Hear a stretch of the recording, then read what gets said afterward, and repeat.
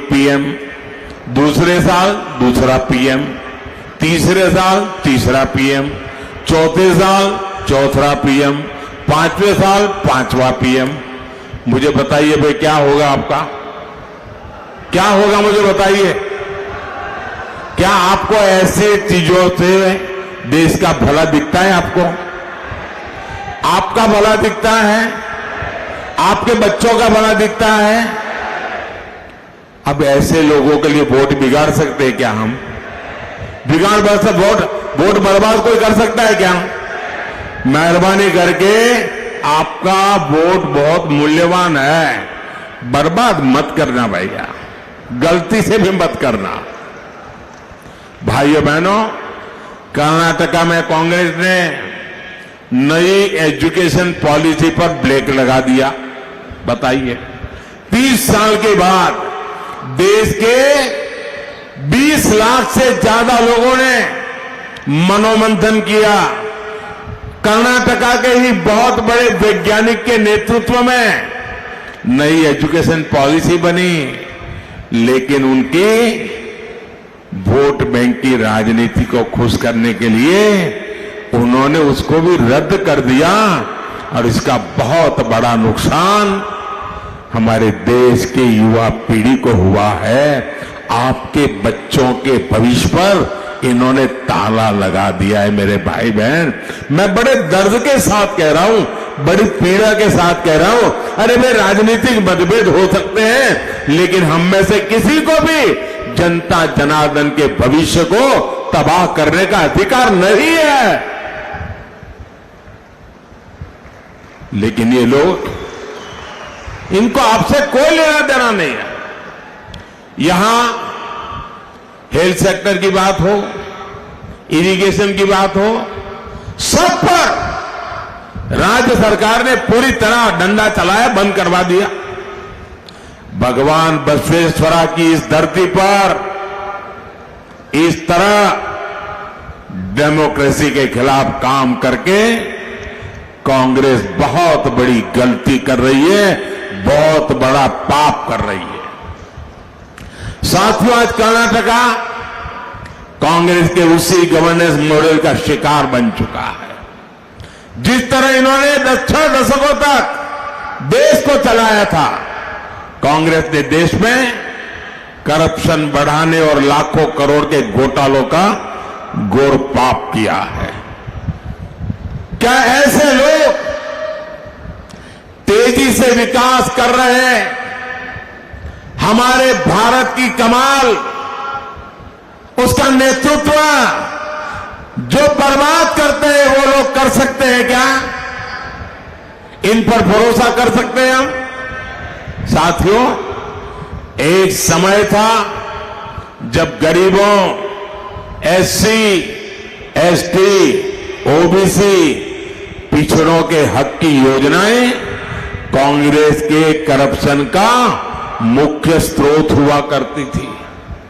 कांग्रेस के पूर्व पीएम कहते थे कि गरीबों के लिए 1 रुपया भेजते थे तो सिर्फ 15 पैसा, 15 पैसे पहुंचता था। जरा मैं पूछना चाहता था, 1 रुपया निकलता था, 15 पैसा पहुंचता था, तो बीच में कौन सा पंजा था जो 85 पैसे मार लेता था? साथियों, यही नहीं, वंचित वर्ग के नाम पर कांग्रेस ने फेक लाभार्थी भी बना रखे थे। करप्शन का तरीका देखिए, जो पैदा नहीं हुआ, जिसका जन्म नहीं हुआ, उसकी वो शादी भी लिखवा देते थे, फिर उसको वीडियो भी बना देते थे, और वीडियो बना करके वीडियो वाली योजनाएं मार खाते थे लोग। ये करप्शन में मास्टरी थी इनकी। हमारी सरकार ने ऐसे 10 करोड़ नाम निकाले जो पैदा ही नहीं हुए थे, लेकिन बेनिफिट ले रहे थे। हमने 10 करोड़ ऐसे झूठे नाम निकाले, और इन लोगों की कमाई करने के सारे रास्तों को मैंने ताला लगा दिया है। आप कल्पना कर सकते हैं, जितनी कर्नाटका की कुल जनसंख्या है उससे ज्यादा ऐसे लोग कागजों पे थे जिनका कभी जन्म ही नहीं हुआ था और सरकारी खजाने से पैसा जाता था। कांग्रेस सरकार ये जो जन्मे नहीं ऐसे लोगों के नाम पर हजारों करोड़ रुपए भेजकर बीच में से मार लेती थी और ये पैसे जाते थे ये कांग्रेस की पूरी इकोसिस्टम को, कांग्रेस के बिचौलियों की जेब भरती थी। अब मोदी ने इन योजनाओं को आधार और डायरेक्ट बेनिफिट ट्रांसफर से जोड़ दिया है। बीजेपी ने अब गरीब को उसका हक दिया है। अब मोदी जो पैसा आपको भेजता है वो पूरा का पूरा आपके बैंक अकाउंट में पहुंचता है। मोदी 1 रुपया भेजता है तो पूरे के पूरे 100 पैसे पहुंचते हैं। साथियों, गरीब कल्याण की योजनाओं का सबसे बड़ा लाभार्थी गरीब, पिछड़ा, दलित, आदिवासी और हमारी माताएं बहनें हैं। इसलिए कांग्रेस को जहां मौका मिलता है वो इस वर्ग पर अपना आक्रोश उतारती है। कर्नाटका में कांग्रेस ने एससी एसटी वेलफेयर फंड के 11,000 करोड़ रुपए डाइवर्ट कर दिए जो एससी एसटी समाज के लिए थे। उनको जहां चोरी करने का मौका मिलता था वहां भेज दिया।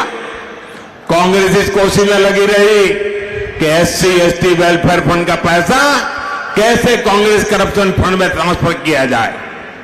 साथियों, किसानों को किसान सम्मान निधि में 4,000 रुपये कर्नाटका की बीजेपी सरकार देती थी।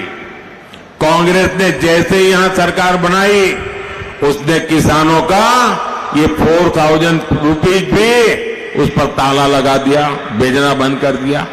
अब जो मैं दिल्ली से भेजता हूं वो 6,000 रुपया जाता है। कर्नाटका की बीजेपी सरकार ने जो 4,000 दिया था ये कांग्रेस वालों ने मना कर दिया। मैं समझ नहीं पा रहा हूं उनको देश के किसानों से, कर्नाटका के किसानों से क्या दुश्मनी है, क्या नफरत है किसानों के प्रति इनकी। कांग्रेस अब तो कर्नाटका में ओबीसी समाज का आरक्षण भी तुष्टीकरण के लिए, वोट बैंक के लिए बांट रही है। साथियों, 10 साल से दिल्ली की कुर्सी से बाहर बैठी कांग्रेस ने देशवासियों को लूटने के लिए नई नई प्लानिंग ये कर दी है। अब आपकी संपत्ति को सीधे लूटने के लिए कांग्रेस इनहेरिटेंस टैक्स का आइडिया लेकर के आई है। अभी आइडिया समझने जैसा है। उनके गुरु ने अमेरिका से घोषणा की है और उनके एक वित्त मंत्री 2011 में भी कह चुके हैं। यानी ये क्या चीज लाने वाले हैं, आप चौंक जाएंगे। जो भी हिंदी समझते हैं वो जो हिंदी नहीं समझते उनको जरूर समझाएं। ये मैं आपकी चिंता करने के लिए बोल रहा हूं भाई। इन्होंने क्या, हमारा देश कैसा है, हर मां बाप जिंदगी भर मेहनत करता है और मन में एक इच्छा रहती है कि जो कुछ भी कमाया है उसमें से कुछ बचाएंगे और मरने के बाद बच्चों के काम आए इसलिए रखेंगे। ऐसा करते हैं कि नहीं करते हैं? हर कोई पैसा बचाता है कि नहीं बचाता है? बच्चों के लिए कुछ न कुछ रखता है कि नहीं रखता है? अब इन्होंने ऐसा नियम लाने वाले हैं कि आप कितनी ही मेहनत करो, कितनी कठिनाई से जो कुछ भी जमा किया है वो सीधा सीधा अपने बच्चों को नहीं दे सकते हो। आधे से ज्यादा 55%, 55% ये कांग्रेस वाले आए तो एक ऐसा कानून बनाकर उस पर टैक्स लगा देंगे। आपकी कमाई की हुई पैसों के वो डाका डालेंगे और आप अपने संतानों को आधा भी नहीं दे पाओगे। जिन लोगों ने पूरी की पूरी पार्टी विरासत में अपने बच्चों को सौंप दी, वो आपकी मेहनत से कमाई हुई कमाई, आपकी विरासत आपके बच्चों को देना नहीं देते हैं। साथियों, विकास के लिए ये जो खतरे लेकर के आ रहे हैं, इन लोगों से चौकन्ने रहने की जरूरत है। भाइयों बहनों, मुझे बताइए, किसी भी प्रदेश में अगर लॉ एंड ऑर्डर ठीक नहीं है तो कोई इन्वेस्टमेंट करने आएगा क्या? कोई कारखाना खोलेगा क्या? कोई हिम्मत करेगा क्या? कोई नहीं करेगा। अरे आपके पास गाड़ी है, बंगला है, सुख चैन की जिंदगी है, सब कुछ है, लेकिन शाम को घर के बाहर जाएं और रात को जिंदा लौटेंगे नहीं तो घर का क्या, उस कारखाने का क्या, उन पैसों का क्या? आज कर्नाटका को कानून व्यवस्था की स्थिति गंभीर होती जा रही है और कांग्रेस का ट्रैक रिकॉर्ड कानून का व्यवस्था के विषय में गंभीर रूप से गुनाहित है। ये कर्नाटका हर नागरिक आज असुरक्षा महसूस कर रहा है। कैफे में बम ब्लास्ट हो गया और कांग्रेस घोषणा कर देती है ये तो गैस का सिलेंडर का बोतल फूट गया था। बताओ, ये कर्नाटका के लोगों को क्या समझते हैं?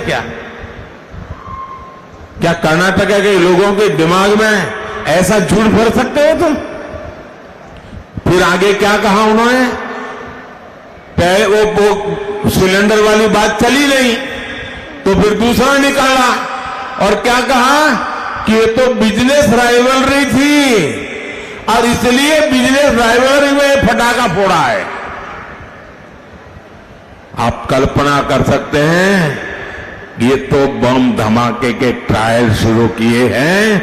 कर्नाटका की जिंदगी को खतरे में डालने का ये खेल शुरू हो चुका है। भाइयों, हुबली में दिन दहाड़े कॉलेज कैंपस में एक बेटी की हत्या हो जाए और कांग्रेस उसमें भी वोट बैंक ढूंढती रही। इस घटना ने कर्नाटका के सामान्य परिवारों के लिए बहुत बड़ी चिंता खड़ी की है, टेंशन पैदा किया है। हर मां बाप सोचते हैं कि बेटी बाहर भेज दे या न भेज दे, अकेली जाएगी तो पता नहीं क्या होगा। साथियों, नेहा की हत्या ये सामान्य घटना नहीं है।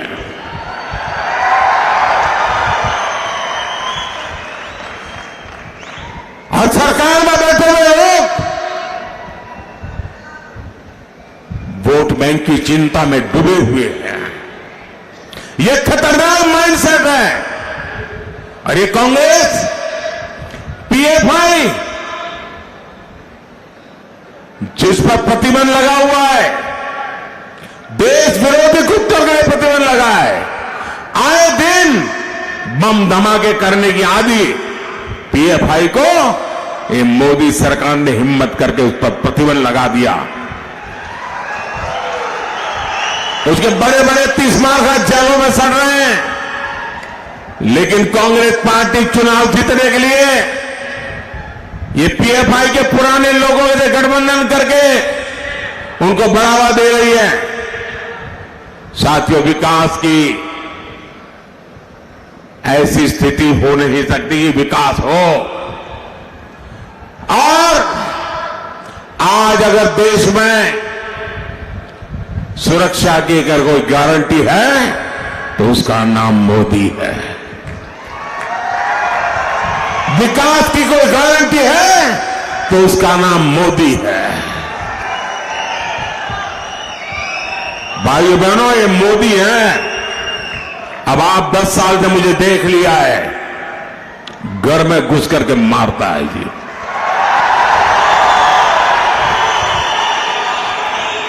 मेरे लिए, मेरे देशवासियों की सुरक्षा ये मेरी सबसे बड़ी प्राथमिकता है। और इन 10 वर्षों में कर्नाटका ने मोदी के विकास की स्पीड भी देखी है और मोदी के विकास का स्केल भी देखा है।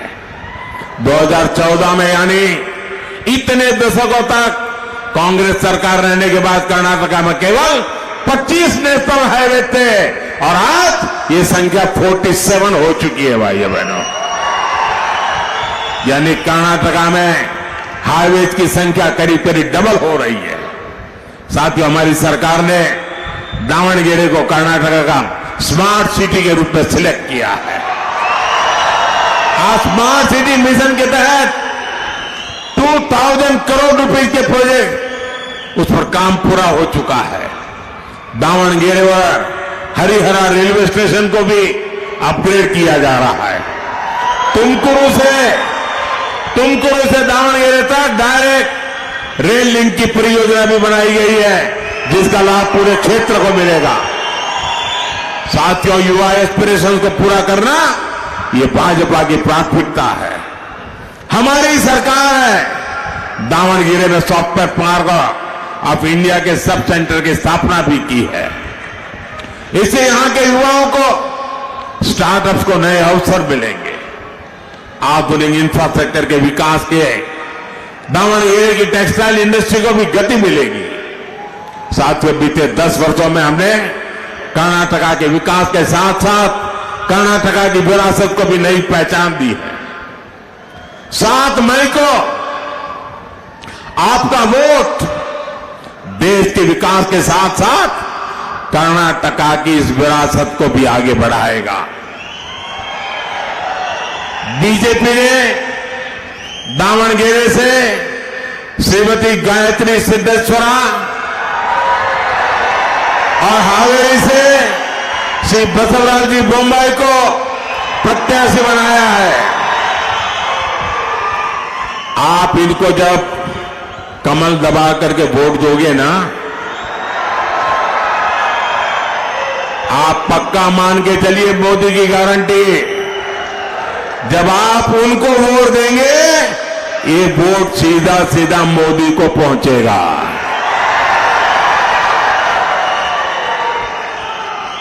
आपका एक एक वोट मोदी के संकल्पों को मजबूत करेगा। आपका एक एक वोट भारत की मजबूती का आधार बनेगा। और इसलिए मैं आज आपसे आशीर्वाद मांगने आया हूं।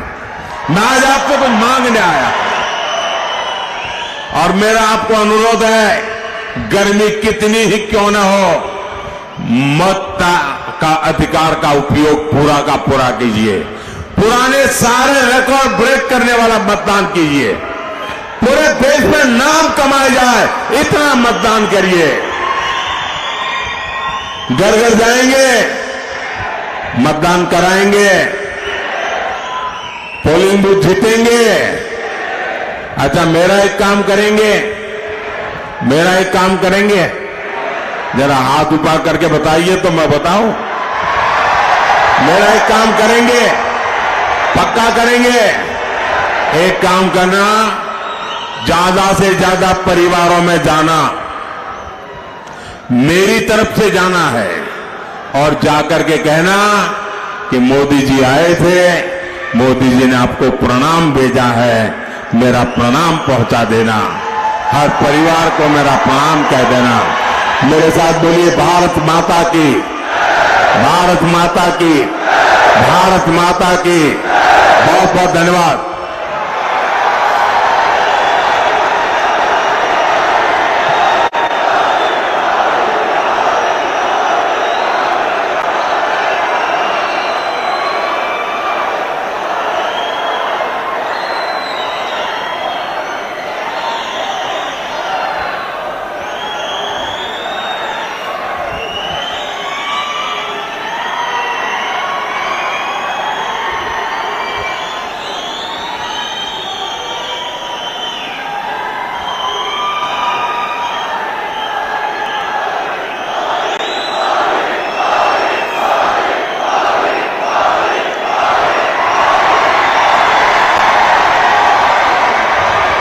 ರೈತರ ಸನ್ಮಾನಕ್ಕಾಗಿ ಮೋದಿ, ಮಹಿಳೆಯರ ಸಬಲೀಕರಣಕ್ಕಾಗಿ ಮೋದಿ, ಯುವ ಶಕ್ತಿಯ ಬೆಳವಣಿಗೆಗಾಗಿ, ವೃದ್ಧರ ಆಶಾ ಕಿರಣ, ವಿದ್ಯಾರ್ಥಿಗಳ ಶಿಕ್ಷಣಕ್ಕಾಗಿ, ಮಕ್ಕಳ ಏಳಿಗೆಗಾಗಿ. ರಾಜ್ಯದಲ್ಲಿ ಎರಡನೇ ಹಂತದ ಚುನಾವಣೆಗೆ ಪ್ರಧಾನಿ ನರೇಂದ್ರ ಮೋದಿ ಮತಬೇಟೆಗಿಳಿದಿದ್ದಾರೆ. ಇವತ್ತು ಬೆಳಗ್ಗೆ ಬೆಳಗಾವಿ